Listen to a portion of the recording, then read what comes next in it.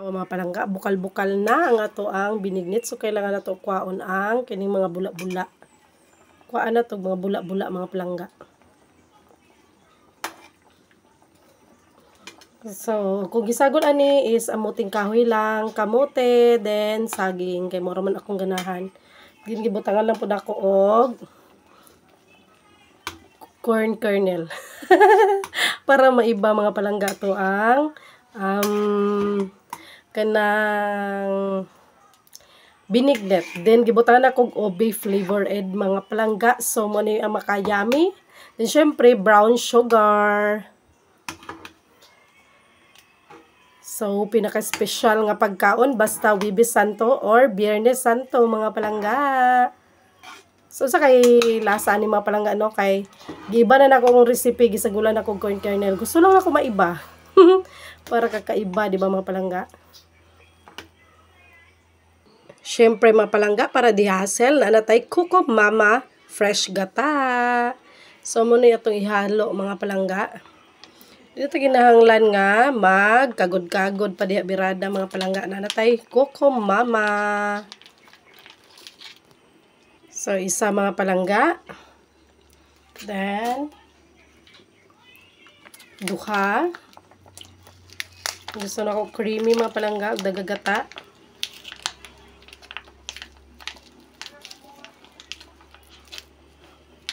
Duha. Tulo. So tulo siya kapak mga palangga.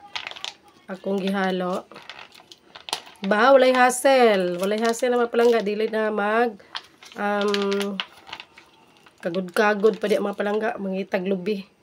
Anay Coco Mama fresh gata.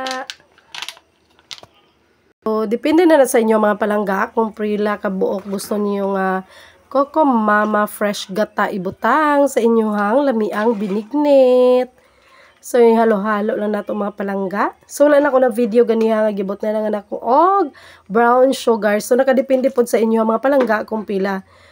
Yung ibutang kung depende sa yung taste, di ba? Kung gusto magtamis kayo, so daghanon niyo ang sugar. So, pabukalon sa dato mga palangga, then ilunod na nato to karon ang saggo.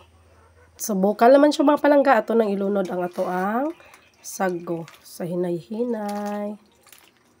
Murag mapuno siya mga palangga. Murag mapuno siya ang saggo. Saka daghan na to og sahog mga palangga. Sus Ginoo ko na sobra na jud atong sahog og nadaghan na siya og duha na siya ka kaldero mga palangga kani ang isa. Oh mga palangga, super daghan kay sahog. Wala pa nabutang ato ang katong pilit bitaw mga palangga nga gi lingin-lingin. Bilo-bilo. So pabuto na to nga mabukal then ibutan na nato siya ilunod. Yan ni ra ka simple mga palangga amo ang gamay nga lababo. So okay na kay kuani mga palangga og satisfied na kay kuani mangugas. Nagagigugason mga palangga human sa preparation. So, wala pa tanahuman o game og binignit. Yan na siya mga palangga nagbukal-bukal na kaayo. Then, pamati na to naluto na ang sagod jud kaayo. Ilunod na nato ang ato ang bilo-bilo. So, bilo-bilo. Dagko kayo ni atong bilo-bilo mga palangga. So, kailangan na itong daghang bilo-bilo. Aron lami ang binignit. So, dili pa nato na o kayon mga palangga. Kailangan na nato na siya palutuon sa, kaya mabungkag man na siya mga palangga ko o kayon. So, kailangan ing-ani jud gabukal-bukal og maayo o sa ilunod ang mga bilo-bilo. So, mga half kilo lang ni akong gipalit aning bilo-bilo mga palangga og daghan na kay kog na roll. Na roll. Nahimong circle. Daghan na kay siya mga palangga.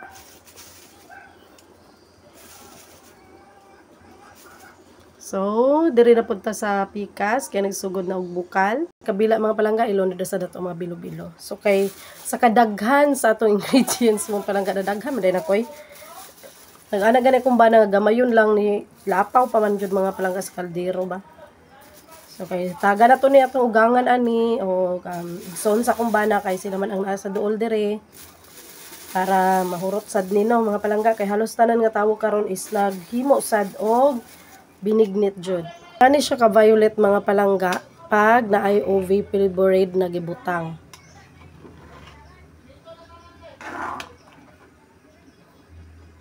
So, lantaw mga palangga ha, pagkadaghanag sago.